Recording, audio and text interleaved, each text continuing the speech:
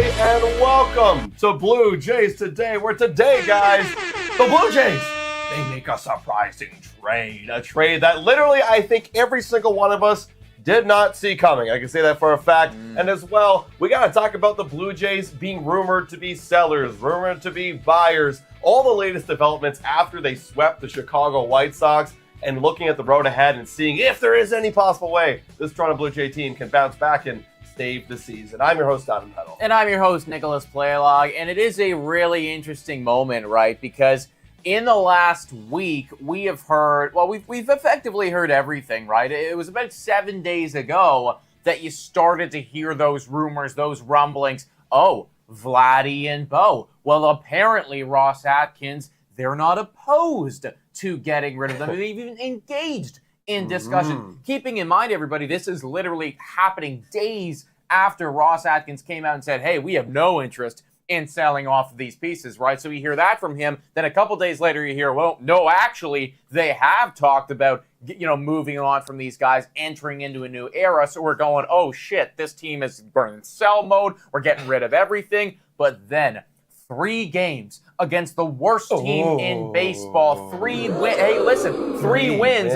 That's a streak. What's up? Look, that's a streak. Second longest streak this season, baby. Hold up, though. I can sense the sarcasm for here, but that is a streak. Getting wins in the MLB, it is difficult, right? And streaking them together. I know that the White Sox are terrible, and we are going to get into that, but still, 3 wins, that's something. And all of a sudden, now we're potentially interested in Ryan McMahon. We're potentially interested in buying. So it does feel like right now we are at a crossroads turning point. What direction is this squad going to go in? It really is tough to say. Well, I think we will find out that answer absolutely in the next month of baseball. I mean, we looked at the month of May, being like, this is a really important month. I think the month of June is probably the most important month because then you got one more month for the big trade deadline. You need to know who you are. And this month of June is going to get really, really tough. We'll look at that later. But first, guys, I see everybody in the chat saying, what trade? Who did they trade? Well, we got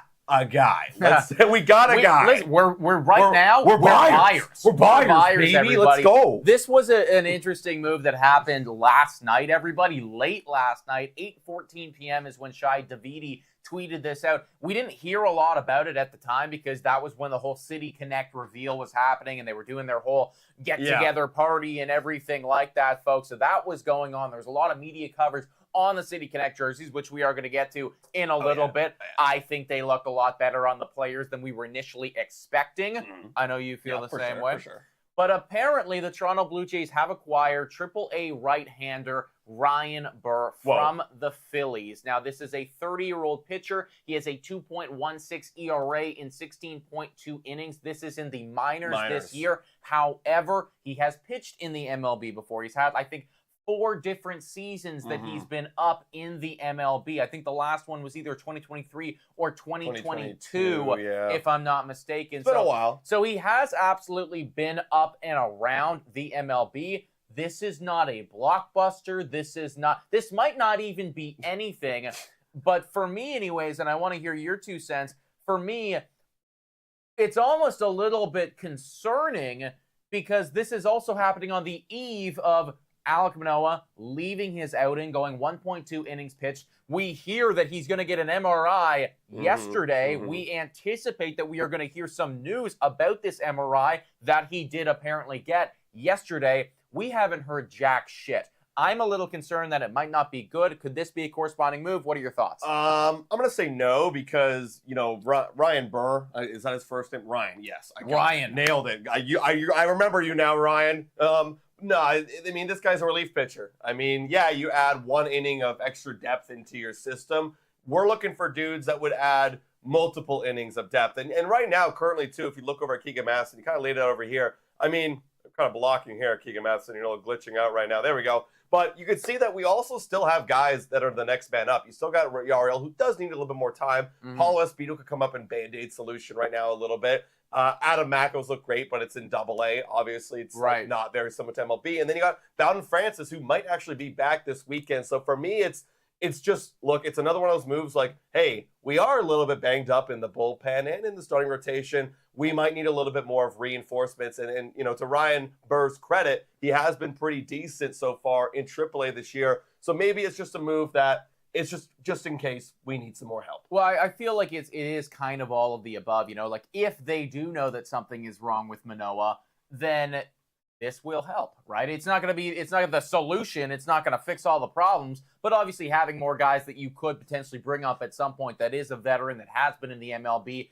that could help. And you're going to be relying on that bullpen a lot more if Manoah is down. I'm seeing a bunch of people in the chat. Shout out to the 215 legends in here right now who are watching with us, folks. We are going to be live for tonight's game against those Pirates, where, by the way, night mode night mode tonight. Night mode is on. That's the City Connect jerseys, I guess, slogan right now. Yeah. They are really cool. We're going to be watching live for it. But I see a lot of people in here saying, Tommy John, see you in 2026, says Mike F. Jeez. That's worst case scenario right now.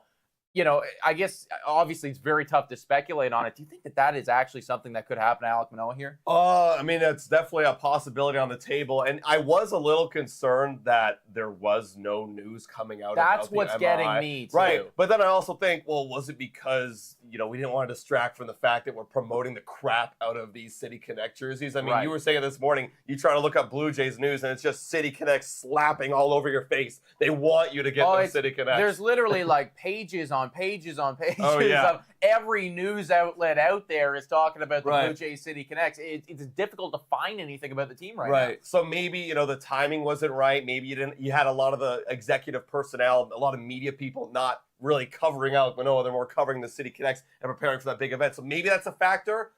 But again, I am concerned.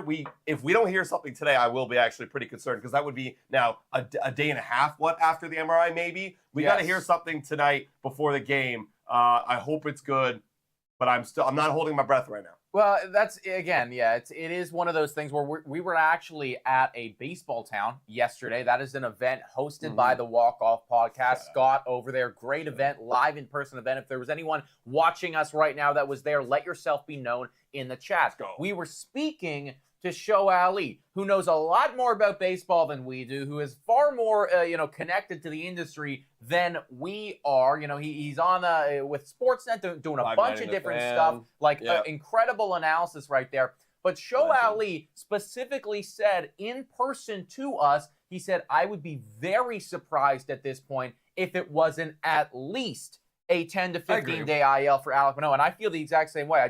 Based on the way that they handle things and the way that he left that game, because you get those little things where, pitcher needs to leave early. For me, that one, for whatever reason, the vibe of it looked a bit more serious than other times. And then you hear afterwards, well, it is an elbow thing going on. You never want to hear that. I would be kind of surprised if he doesn't land on the IL, at least for a bit. You should probably be protective if your elbow's hurting. You don't want to push it any further, especially because he already kind of pushed himself after Detroit. He actually felt it in Detroit. No one said anything. This is the classic Alek Manoah spring training. I hate it when he does that, man. He doesn't say to anybody when he's hurt, or maybe he did, and the team was all hush-hush. I don't know if it's an Alek thing or I don't know if it's a team thing, but we kept it hush-hush. He goes out, pitches against the White Sox, and what do you know freaking happens? He gets hurt again. So I would hope to God they do the right thing and put him on the IL. The one problem is, going back to what Keegan Matheson was saying, it's like, we are kind of thin right now at starting pitching depth. Bowden Francis is set to return, hopefully this weekend. That was actually given to us by Show. I couldn't find it anywhere, but Show actually. So shout out to you. Thank you for the information, dude. There you go. He's going to be coming back this weekend. So that would be in time to maybe replace, maybe you have like Trevor Richards go after, replace Alek Manoah in that like fifth spot. You start out with a Bowden Francis, see what you get, and hope for the best. It's going to be like early in the season. It won't be that good, but you have to do something until he comes back. Well, circling back to that whole trade stuff that's going on right now, they go out, they get themselves a veteran reliever who's in AAA right now. Wouldn't be shocked to see him come to the MLB at some point this season for the Toronto Blue Jays. But we were speaking, once again, to Show, incredible analysis there. He was talking about the starting pitching depth on this team. And the more that we spoke about it, it is pretty thin, right? Right now, we kind of got, sucked back into reality where it's like, oh, crap, Alek Manoah, well, if he goes down for 10 or 15 days, now you are looking at about in Francis, maybe. And, let's face it, guys, what are we going to get out of him? When he was up here to start the season, it just was not very good. You could almost lock in an L every time he took the mound. Yeah. Yario Rodriguez. We want to see Yario Rodriguez. Is he fully ready to go? Will he be ramped up? Because you also got to factor in his workload and the fact that, you don't want to be sending him back and forth from the IL type thing either, because he's never pitched this much, or he hasn't pitched this much in years, and he's never done it at the MLB level, right? So the pitching depth for the Toronto Blue Jays is rough, and God forbid, man, if Alek Manoah is down for a long period of time, if we were to lose anyone else in that rotation. I know, I was just thinking that. I almost didn't even want to bring it out into the universe. That would literally be season done. That's like your season's done. You are now officially, crazy. Gone. It's like my dynasty fantasy football team. One quarterback goes down and I'm cooked, and it's the same thing with the Jays. Yeah. Because then who do you have?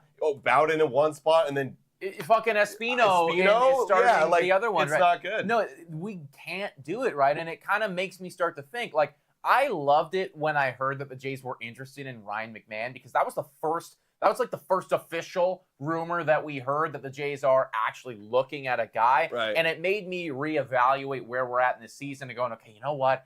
Maybe we're not completely dead in the water. maybe there is a reality where Ross Atkins pushes all of his chips into the middle and we go all in and we go for it.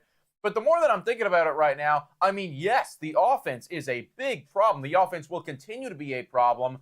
But fuck, maybe we need a starting pitcher too if we're going to go on a run, Yeah, we'll see. And I think, and that's another whole other can of worms, a whole other topic you kind of just mentioned right there about, Ross Atkins. And we actually talked about this a lot on Baseball Town, but do we really think Ross Atkins is going to be the guy that's going to bring in all these great replacements to then bring us back to the postseason, if we're even in contention in the first place? Right. I mean, he hasn't done it the last 2 years, right? And so I don't know. I don't think even bringing in replacements is going to even help this Bull team at where we're at. I mean, the guy's got to turn around right now. This is the stretch that the Blue Jays have to go on. They have to win down to the next 6 weeks in order to be in some sort of place to make some sort of warranting trades like that. I know that you made a whole video really breaking down this Ryan McMahon trade rumor. So if you guys haven't already checked that out, then go give it a watch. But I haven't really given my 2 cents on this, and I spoke on it again, Baseball Town yesterday in person. But I do want to kind of just go down all the avenues here.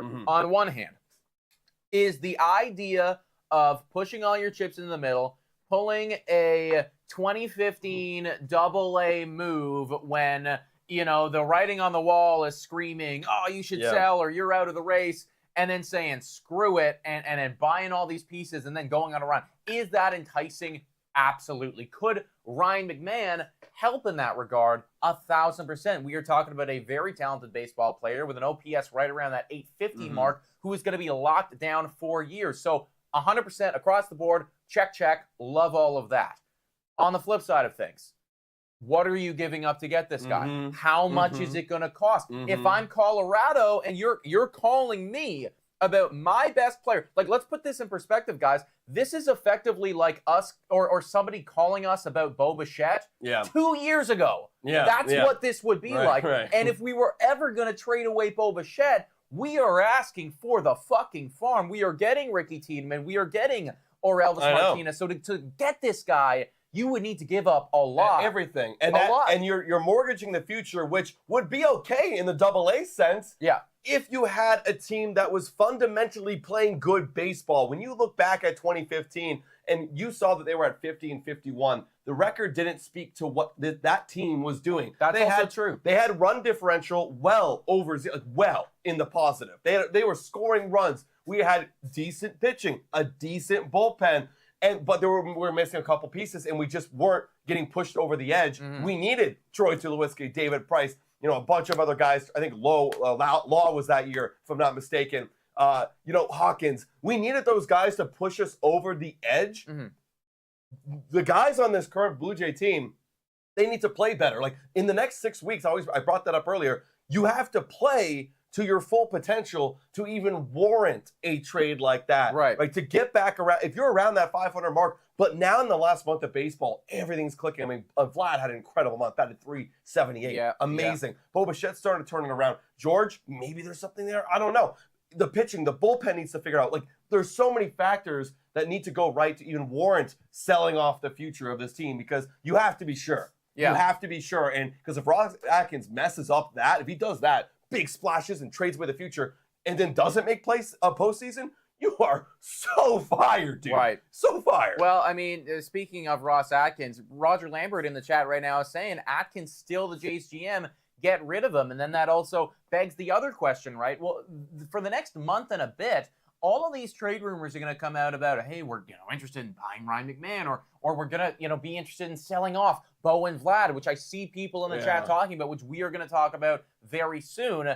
But then it all kind of circles back to, well, is Ross Atkins the guy that we even want doing that in the first place, right? Like, let's keep in mind, guys, he will be the one calling the shots. He's going to be the one giving up these pieces to acquire Ryan McMahon. And if it doesn't work out, like you just said right there, you bring in Ryan McMahon and, oh, he's really good at baseball, and we have him for a couple more years, but Blue Jays don't make postseason. It's not working. Danny Jansen wants to go. Bo and Vlad aren't happy here, blah, blah, blah. We got to blow it up. Well, now you look at the farm, and, your future has been mortgaged by Ross Atkins for the next 5 years. You're going to not a retool anymore. You are rebuilding. Like, we are officially going into night mode, hibernation mode, literally, Like, we are going to be hibernating for several years until we can come back. And that would all be because of Ross Atkins. So you need to ask yourself. Of course we would, hate that guy. I mean, we already kind of do. So the question is, it's like, do we even want him doing that? And I think a lot of Blue Jays fans, us included, I speak for myself anyways, I don't think I do. No. I just don't see a reality where they're actually going to get rid of him mid-season. No. And, I mean, speaking about Cho, he said the same thing, and several other Blue Jays analysts have. It's just a bad spot, because it kind of means that Ross Atkins right now for this year is controlling almost like years to come as well. I think we can all have to accept, look, we all agree, like, there needs to be change in the management. But I think we have to accept the fact that this is Ross Atkins' team for 2024. And he's going to do whatever Ross Atkins thinks is best. And we don't like it, but it's going to have to happen. Right. We're along for the ride. But Ross Atkins also has a chance to do a lot of things. He could retool. He could rebuild. He could buy all in. He could do whatever he wants. One of the options that you mentioned right there floating around in the space, and you guys have been already talking about it, is the whole Bo and Vlad trade. We've already talked about Vlad before. We made a couple of videos on him. But now you're seeing Bo Bichette come up. And I think a large part of this is the fact that Blue Jays have a negative record. We're below 500. Yeah, of course. We haven't been playing well. And also, everyone goes... the deals on these guys, right? Exactly. They're coming up. So everyone goes, oh, this seems like a great time for the Blue Jays to actually be trading these guys. Yeah. And then you're getting media people out here, like you've got Walk-Off BR right here. They're talking about the top 10 landing spots for Bo Bichette. And do you buy into this? What are your thoughts on just like trading Bo Bichette in general? I've had a couple feelings about it. Yeah. Because I think the idea of trading away Bo Bichette would be incredibly hard for Ross Atkins to do.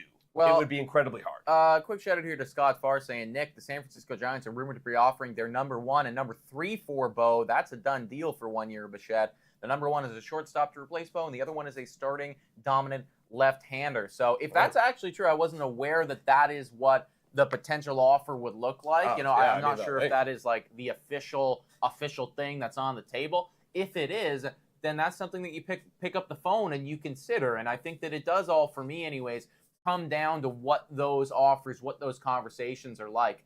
I am at a place right now with this team where seeing Bo Bichette walk away, would that suck? Absolutely. His jersey's right there, guys. I've referenced that time and time again, right? We love this guy, and especially when he's starting to turn it on like he has been in the last couple weeks, you get those fuzzy feelings again going, oh my God, Bo Bichette, we're looking at, the AL hit leader. This guy can have an incredible second half, which I do believe is possible. But I also see the writing on the wall with this squad, and if somebody was going to mortgage their farm for Bo Bichette, I at least entertain that conversation. I don't say that you have to do it or you don't have to do it, but if, for instance, the offer really was number 1 guy who's a shortstop and then number 3 prospect who, I'm sorry, I forget what it was, a pitcher or a left-handed pitcher. Yeah. I mean, Yeah, That's pretty good. I hear you, and I think that would be a good retool process. Now, I want to circle back to reality. Would Ross Atkins ever trade Bo Bichette? That's the thing. Well, again, it does come down to the offer, obviously, because there comes a point where, it's just one of those too good to pass up things. Because you could even argue, for instance, if he got like the steal of a deal, right? The entire media is like, oh my God, like the Blue Jays just pulled off a steal. You could argue that saves his job. Right. It would, right? Like that's one of those things that adds to the resume. But I also hear your point too, where it's like, well, you're kind of ride or die with your core right now. That Ross Atkins has made his own bed in the sense of if Bo and Vlad and George and this team that he has constructed, if they don't work out and if they don't enter into a playoff postseason mode, then he's done. I think if he found a way to trade Bo Bichette, miss playoffs this year, but have the promise and the expectation that we're going to be better next year, maybe, but we are grasping at straws here, Well, and also something to consider, not only just from a performance standpoint and on-field team standpoint, someone right here in the chat saying, if Bo goes, I go, or Vlad and Bo go, I go. And that's the fan perspective. Right. That's we need to fill up seats in the new Rogers Center. We spent over $300 million to renovate. That's we trade true. away the face, literally the faces of our team. Well, a lot of Bo fans are going to be pissed. Yeah. And they ain't coming. I was talking to people after the show last night at the Comedy Bar, and they were saying, yeah, I'm not even going to, they're not going to renew their season tickets if they lose this year. So it's like, there's also that to consider from a Blue Jay, team standpoint financially. It's a tough one. It is a tough one to navigate. I think that the next couple weeks are going to be very telling. I think that the fact that you're hearing all of this stuff come out about Bo, about Vlad, the door is open, right? And their next few weeks of play will determine how open or closed it's going to be. I think that we can put it on pause a little bit because clearly Ross Atkins literally looking at Ryan McMahon, so he's going to do everything in his power to be able to not have to do that. Right. But there also comes a point where you got to throw your hands up and go, you know what? Maybe this is the only way to save my job, is if I can somehow get people excited about, this new guy or something, right? So it's going to be a tough one to navigate, everybody. For right now, you could argue that the Blue Jays are buyers because Ryan Burr is going to come in and save the day, everybody. But we are anxiously awaiting the Alek Manoah injury news. And, of course, where are these Ryan McMahon conversations going to go and what's going to happen with Bo, what's going to happen with Vlad? Yeah, of course. Guys, let us know your thoughts about all that in the comment section down below. Let's move on and let's talk about, we've been speculating on all these trades and, we've talked about, are they going to be buyers? Are they going to be sellers? Well, I think, like I said, it all depends on the next month of Blue Jays baseball. Right now, where the Blue Jays sit in terms of the playoff odds, according to Fangraphs, you got the Blue Jays right now at 20.4%. It's an up and down fluctuating thing, but of course, after the White Sox series, we're a little bit better than we were before. Right. But of course, you got to be looking at the stretch ahead, which is right now a tough one. You have the Pirates this weekend, and then I think the only easy, quote-unquote, easy series are the Pirates and the A's, and then other than that, you're going to have the Orioles for 4 games. Then, yes, you get the A's for 3. Then it's Milwaukee for 3. Then you go Guardians 3, Boston 3, Guardians 3, Boston 3, and then Yankees 4 to end the month of June. And like I said, that is when you're going to know your team. It's going to be tough. So they have to play some good Blue Jays baseball at the end of this month and be at a good record in order to warrant, I think, not only be at a good record, but you have to show that you are playing good baseball to warrant buying in. Well, that's the thing, right? Like, even if you lose, because you're going to lose some games in this time period. Yeah. The best teams lose, right? It's just going to happen. How do you lose? Are you losing, where you just completely roll over and die and it is just disgusting and abysmal to watch? Right. Or is there fight all the way through 9 frames of baseball, right? That is a big question because we've seen these Toronto Blue Jays, when they lose sometimes, guys, it is just tough to watch. And you are going to be up against some teams in this month that are going to put up runs against you and are going to do their darndest to stop you from putting up runs against them, right? So it is going to be a really tough stretch. I also was just taking a look here at the standings, if you want to pull those up very quickly, everybody. But you got New York, who's just absolutely running away with the division right now. Them and Baltimore are in a completely different tier. We can completely forget about what they're doing. But you also have Boston and Tampa Bay. Both of them are above 500 right now. Tampa Bay's won 2 in a row. Boston has lost 2 in a row, so that's promising. But it kind of feels like, well, whichever one's, one of them is going to be there, and one of them is going to be good at baseball. And looking at the wild card, we're not even in the graph. Not even on the chart. Even there, everybody. You got Detroit, who kicked our ass. Boston, Tampa Bay, and Texas all there. And that's not even factoring in the fact that Texas has not really turned it on. They are obviously a World Series caliber team. They haven't even got cooking yet. And then Houston, they are slowly starting to turn it around. They're 25 and 32. And you just have to imagine that at some point or another, Houston is going to be good at baseball again because they're just Houston and they're just the Astros and they're a good team. So it's not even just the division, but the AL this year, I think, is stronger than it has been in a long time. Yeah, we're not fighting for the AL win. That title is long gone out of sight. But I do want to put this into perspective, guys. If we want to look at the road ahead, if you're looking at where Boston is right now in the wildcard standings, they're 3.5 games out of the wildcard spot. We're a game behind Boston. So even though we're not on the graphic, we are 4.5 games out of a wildcard spot. We're 2 games behind. We are 1 game. They're 10.5, 11.5 games behind. How's that possible? We're 26 and 29. They're 28 and 29.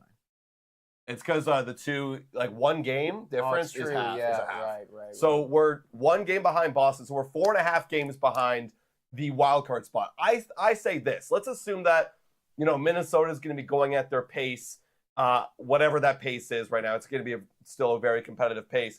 We need to somehow trim down that games behind to 2 or 1.5. If we can go to, let's say we trim it down by 3 and go to 1.5 games behind, the Twins. I don't know what that math works out because we have to also have to factor in how they're going to be playing this month.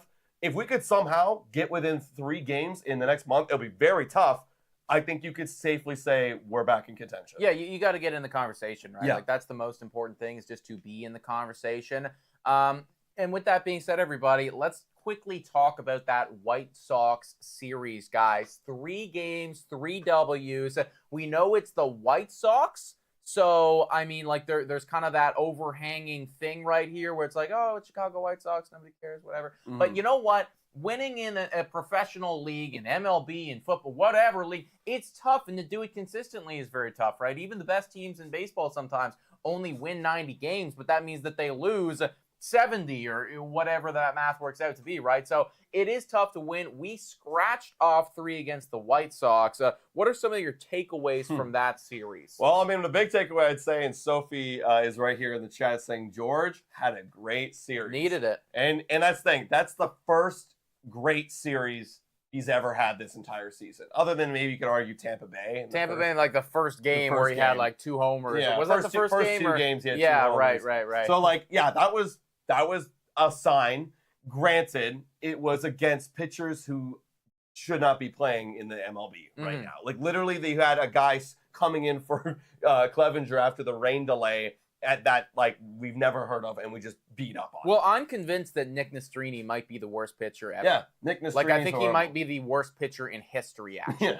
Literally abysmal garbage. And then you had Chris Flexen on the final day, who, and again, we don't know how this math works, everybody, but there's a thing called Stuff Plus, which just effectively is the fancy way of saying that this is your stuff that's good or not that's good or whatever. Yeah. His stuff is legitimately terrible, actually it's actually garbage. the worst in baseball. The worst in baseball. Yeah. So you were going up against the bottom of, even below the barrel type thing. We are so low here. Anyone that you face after this is going to be better than those guys. However, I will say this, right?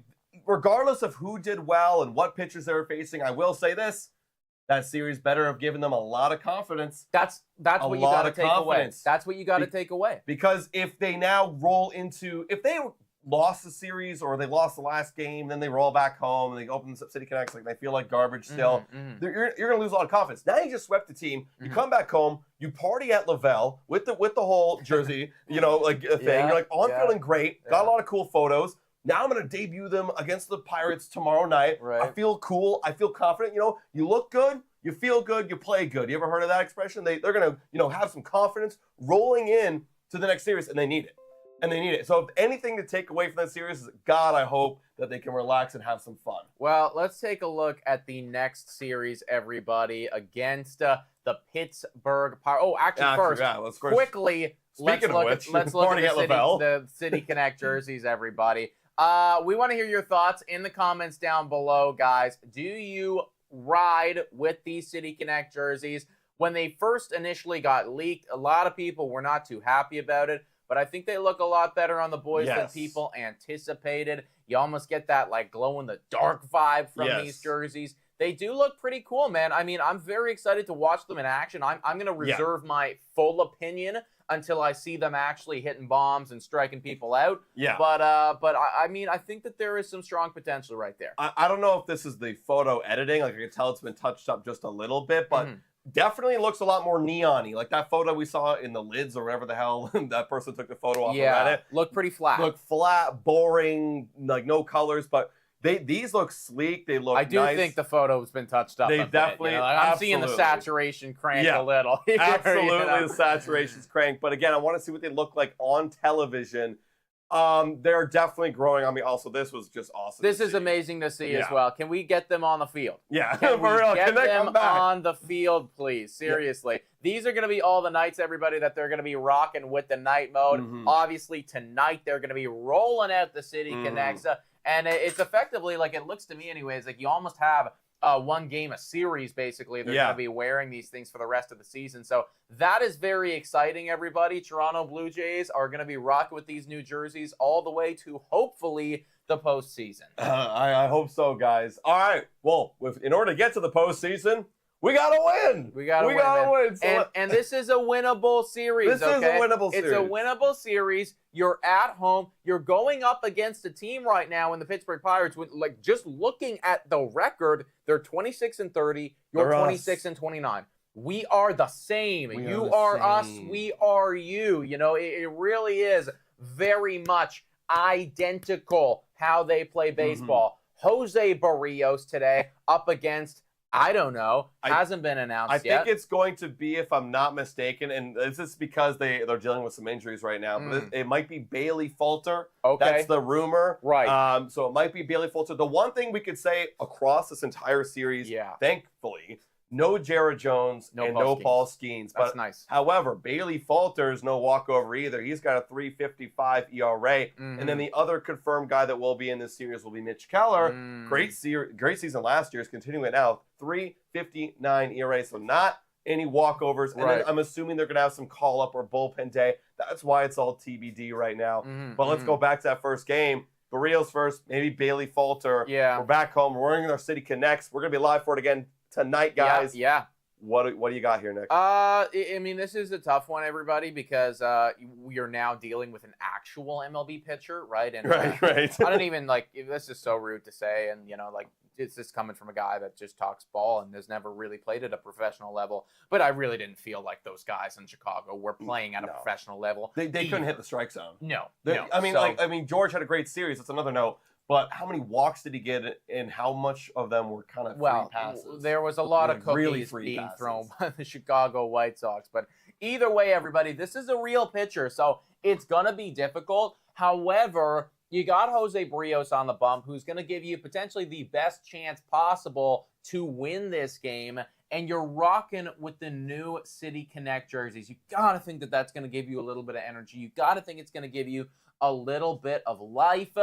I think that we're going to win this one, but it might be in typical boring Blue Jays fashion, like, you know, 4-2 or 2-0, or you know, it's not going to be a good one. I'm going to say 5-1, +2 runs scored with the new City Connect. Oh, that'd feel good, man. That'd feel very good, everybody. With that being said, let's give a quick shout out to one of the sponsors of this video, everybody, and then show you the bets.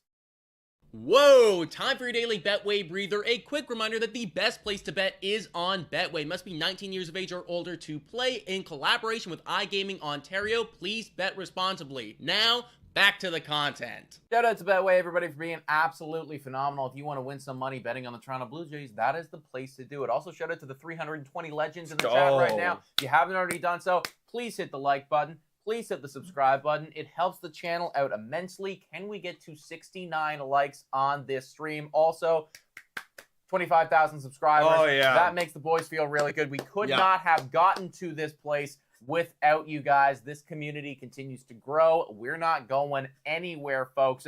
And neither is Danny Jansen, except potentially around the base paths tonight. You got him for over 1.5 bases. Yeah, I mean, the odds were really nice. Danny Jansen is the slugging machine on this team, and if he's going to get on base, I think it's going to be with a double or a homer. You know what I mean? So I think Danny Jansen, I mean, I get my money back 1-for-1. Screw it. Let's have some fun tonight. Let's slug with these new City Connects. Right. Well, I'm saying that David Schneider is going to be slugging tonight. I never do this because it's risky, but you know what? This guy is incredible. I'm actually putting together a little video about David Schneider, the effect that he's having on the Toronto Blue Jays, and just what he's been capable of doing at the MLB level since he's come up. Spoiler alert, it's been fucking awesome. I'm saying that he's going to go yard today, everybody. You get 4.5 times your money back. And honestly, screw it, man. This guy's just so good at baseball right now. Like, if I really need to count on anybody, it feels like David Schneider's my guy. Can you believe that he is the second lowest odds right here? I can. Actually, I can. Yeah. I literally can, man. Him and Danny Jansen. Well, what blew me away, everybody, I mean, spoiler alert for what I'm going to talk about partially tomorrow, but, you know, tune in anyways because it's a great breakdown on David Schneider as a whole. But what blew me away is the fact that since he has come up to the MLB, since David Schneider has come up to the MLB, there is only 2 players who have a higher OPS in the American League than David Schneider. Those 2 players are Aaron Judge and Kyle Tucker. David Schneider is 3rd on that list since August 3rd or August 4th was his debut last year. Since that point, he has the 3rd highest OPS in the American League. That is, in other words, an MVP caliber player. Hey, Katie Flower Smith with the facts. You're going to start seeing some all-star voting ballots coming out in the next week or so.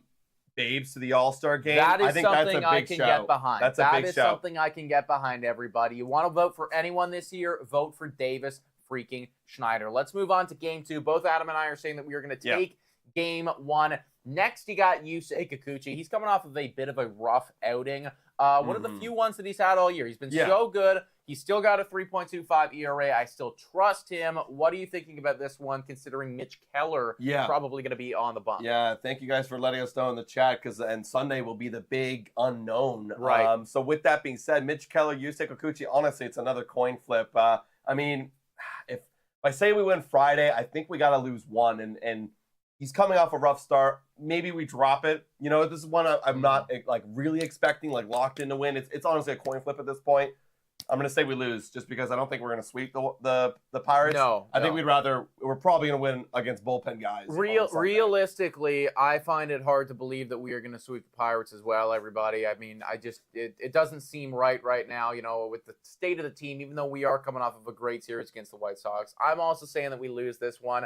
Not sure how it's going to happen. Maybe their offense decides to pop off today. But let's say that we're 1-1 in the series, going to the series finale. Who's going to win it? You got Chris Bassett on the bump. Now, I know that you were mentioning to me just prior to hitting the record button, Chris Bassett, over the past month or so, has been damn good at baseball. Oh, yes, he has. Regular season player pitching Chris Bassett has a 188 ERA in the last 30 days, 104 whip. Chris Bassett's Chris Bassett. I think his last 2 outings actually have been scoreless in 7 innings pitched. So, yeah, I would go and as far as say, a bullpen day versus a really hot Chris Bassett.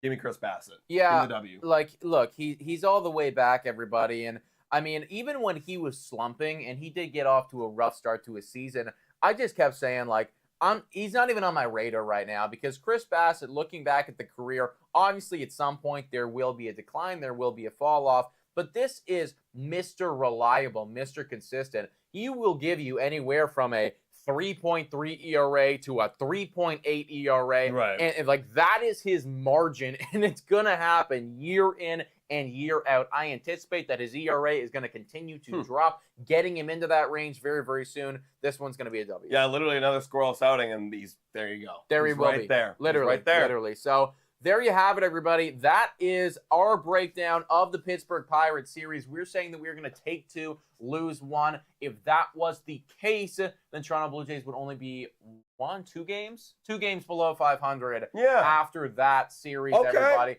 I mean, still not great. Would love to, if we could somehow sweep these guys and claw our way all the way back to 500, that would be incredible. I find it hard to believe. I will take the small wins as they come. Hey, I'll put it this way, right? Just like I said before, we got to be 3 games back of the Minnesota Twins by the end of it, right? And let's say Minnesota Twins go 500 in the month of June. That would be great, right? So then what we have to do is we basically got to be 3 games back under their win total. So right now, this is going to be some quick math by me. Yeah, you got to be kind of around like just over 500 by the end of month of June. If you could be just over 500, you're there. And you got to slowly inch your way back. You can't get it all back in one weekend. Would it be nice to sweep the Pirates and be back all the way? Hell yeah. But we got to take little steps at a time. Baby steps, everybody. Baby steps. We are going to be live for tonight's game. We look forward to seeing every single one of you there. Thank you so much, everybody, for getting us to 25,000 subscribers. A quick shout out here to Rick M saying the boys are back. Let's get the summer Blue Jays agony boozing again. Love you guys. $5 dono from Rick M right there. Thank you, Rick. Yeah, that's how you know that you're a Toronto Blue Jays fan, if you are also an alcoholic. But seriously, guys, you are all amazing. Yes. Quick shout out to the Patreon and the YouTube members here who've been supporting us forever. We are so happy with this community. We cannot wait to watch tonight's game with you guys for they premiere those City Connect jerseys and hopefully get the W as well. That's what I'm so excited to see, guys. So mark it in, 7 o'clock. We'll see y'all back here on YouTube and Twitter. And as always, guys, go Jays, go!